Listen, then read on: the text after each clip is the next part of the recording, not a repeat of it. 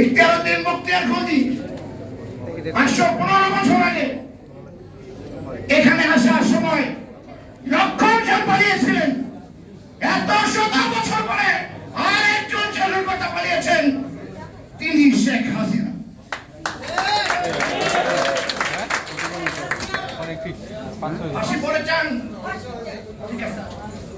এই অবস্থায় তার সমস্ত স্বৈরাচার সবকিছু বাংলাদেশে রয়েছে। আজও আমাদের লোক পড়ছে হাসপাতালে, আজও গুলি হচ্ছে, আজও জনগণের আকাঙ্ক্ষা, ছাত্রদের আকাঙ্ক্ষা প্রতিফলনে যে উপদেষ্টা সরকার তাকে খেলা হচ্ছে।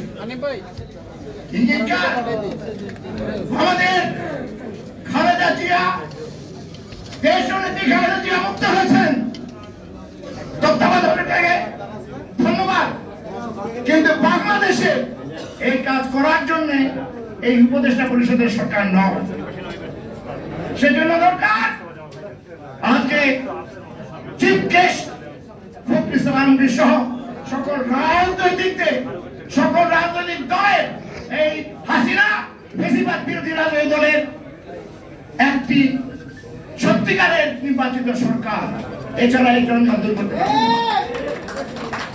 তাই আমরা বলতে চাই যে কাজ আমাদের আছে। যারা সামনে বসেছেন তারা বলবেন, তারা কাজ করছেন। উপদেষ্টা সরকার কাজ করছে, আমরাও কাজ করছি, সারা বাংলাদেশ কাজ করছে। কে বলে শুধু ছাত্ররা আছে? আপনারা বেশিরভাগ দেখবেন গরিব মানুষ করেছে। মৌলানা হোসেনি, কাজী জাফরের সেই শ্রমিক গুলিবিদ্ধ হয়েছে, মরেছে